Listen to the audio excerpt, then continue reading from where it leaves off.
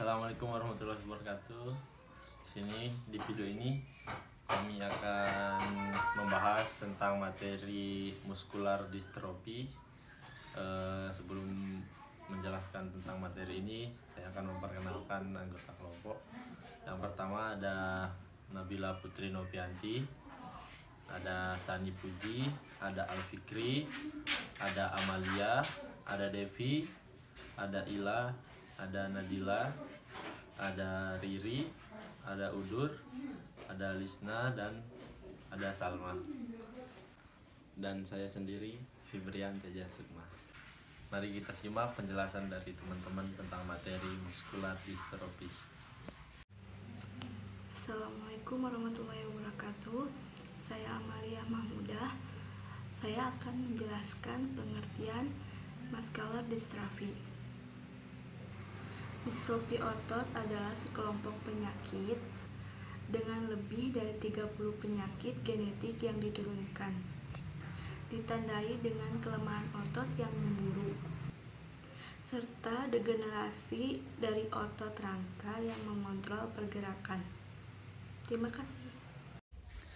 Di sini saya akan menjelaskan tentang jenis-jenis muskular distrofi. Yang pertama, myotonik distrofi atau distrofi myotonik.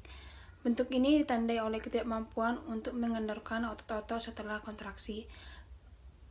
Kondisi ini terjadi pada usia 20-30-an. Otot wajah dan leher biasanya pertama sekali terdampak. Kondisi ini juga dapat terjadi pada sistem saraf pusat, kelenjar adrenal, jantung, tiroid, mata, dan saluran pencernaan. Yang kedua yaitu fasiokapulohumeral muskular distrofi. Kelemahan otot yang dimulai di wajah, bahu, dan lengan atas. Bahu akan menonjol ke atas seperti sayap ketika individu mengangkat lengannya. Individu dengan kondisi tersebut akan berjalan secara lambat. Gejala ini muncul pada usia remaja, tetapi terkadang tidak akan muncul pada usia 40-an. Yang ketiga yaitu congenital muscular dystrophy atau distrofi bawaan lahir. Kondisi ini mempengaruhi laki-laki dan perempuan yang terlihat saat bayi lahir atau usia sebelum 2 tahun. Beberapa bentuk perkembangan yaitu lambat dan hanya menyebabkan cacat ringan, sementara yang lain berkembang dengan cepat dan menyebabkan cacat parah. Sebagian besar penderita kondisi ini tidak dapat berdiri atau duduk tanpa bantuan. Yang keempat yaitu limb-girdle muscular dystrophy. Kondisi ini menyebabkan kelemahan otot dan kehilangan massa otot seperti otot pinggul dan bahu. Individu dengan kondisi ini mungkin mengalami kesulitan mengangkat bagian depan kaki sehingga sering tersandung dan jatuh, dan akan mengalami kesulitan dalam melakukan aktivitas lainnya. Kondisi ini menyerang laki-laki dan perempuan dan menjadi cacat pada usia 20. Selanjutnya, jenis-jenis utama muskular distrofi yaitu distrofi otot okuloparingeal. Jenis distrofi otot okuloparingeal ini menyebabkan kelemahan pada otot muka, leher, dan bahu. Jenis distrofi otot ini biasanya dialami oleh pria dan wanita. Biasanya terdiagnosis pada usia sekitar 40-50 tahun. Selanjutnya yaitu distrofi otot distal atau myopati distal. Jenis distrofi otot ini dapat terjadi pada lengan bawah tangan, betis, dan telapak kaki. Selain itu juga dapat mempengaruhi otot jantung dan pernapasan. Kebanyakan dapat terjadi pada usia 40-60 tahun. Selanjutnya distrofi otot distal atau myopati distal. Jenis distrofi otot ini dapat terjadi pada lengan bawah tangan, betis, dan telapak kaki. Selain itu juga dapat terjadi pada otot jantung dan pernapasan. Gejala ini cenderung berjalan lambat dengan hilangnya keterampilan motorik halus dan kesulitan berjalan. Biasanya dapat terjadi pada usia 40-60 tahunan dan bisa dialami oleh laki-laki dan perempuan. Yang terakhir yaitu distrofi otot Emery-Dreifuss. Jenis distrofi ini banyak terjadi pada anak laki-laki dibandingkan anak perempuan dan biasanya terjadi pada masa anak-anak.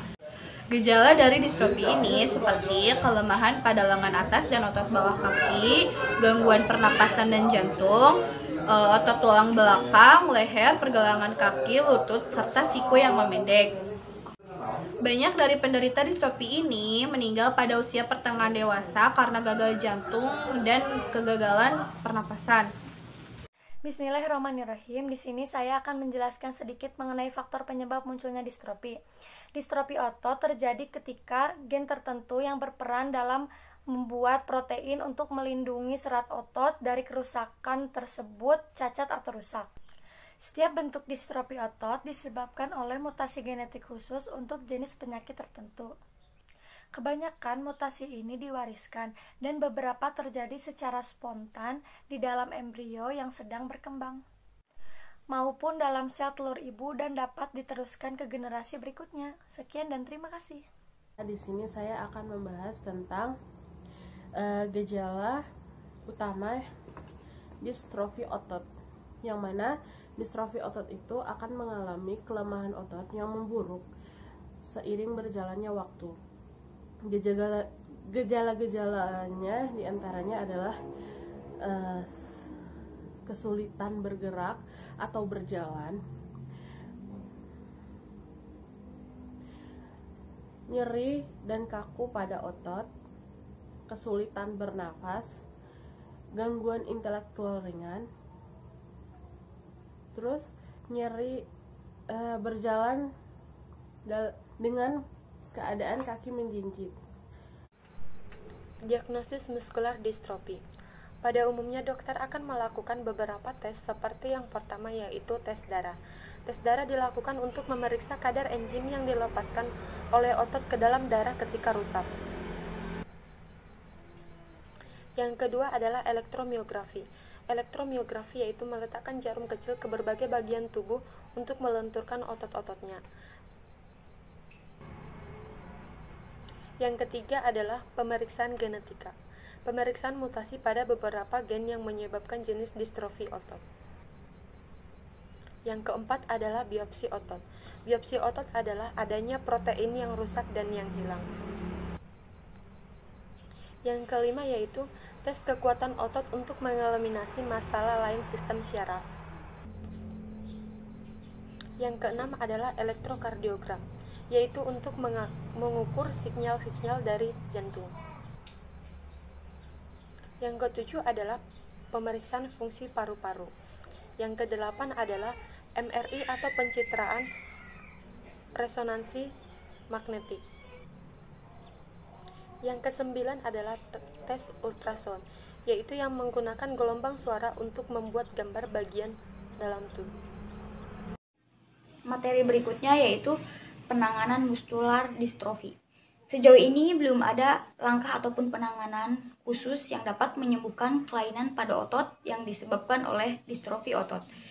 Namun, beberapa cara dapat dilakukan untuk mencegah komplikasi lebih lanjut dan membantu penderita kelainan otot ini untuk beraktivitas senormal mungkin.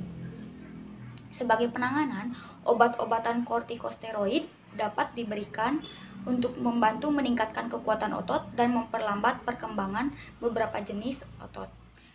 Langkah pemberian obat-obatan dapat dimanfaatkan untuk menangani distrofi yang mengganggu jantung. Berbagai terapi juga dapat diberikan untuk meningkatkan kualitas hidup penderita, antara lain aerobik seperti berjalan dan berenang, latihan peregangan, fisioterapi, dan terapi bicara. Sebagian pasien juga memerlukan peralatan penunjang seperti kursi roda dan alat bantu nafas yaitu mesin ventilator.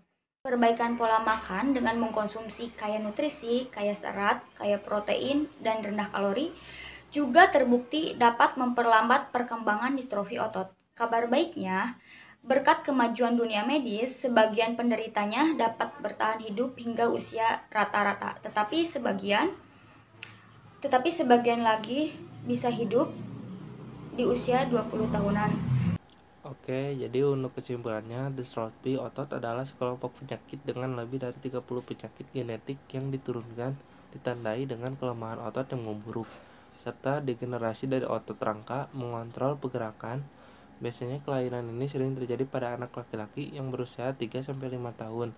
Kelainan pada otot ini biasanya sering terjadi jatuh, kesulitan dalam bergerak, kesulitan dalam berlari, dan melompat, otot betis yang besar, kekakuan pada otot, dan sebagainya. Sejauh ini, belum ada penanganan atau pengobatan khusus untuk menyembuhkan kelainan otot yang disebabkan oleh distrofi otot. Namun ada beberapa cara yang dapat dilakukan untuk pencegahan tersebut, diantaranya minum obat-obatan kortikosteroid untuk meningkatkan kekuatan otot dan perbaikan pola makan dengan mengkonsumsi makanan yang sehat. Terima kasih sudah menonton video dari kelompok kami tentang materi muskular distrofi. Semoga bermanfaat bagi yang menonton. Assalamualaikum warahmatullahi wabarakatuh.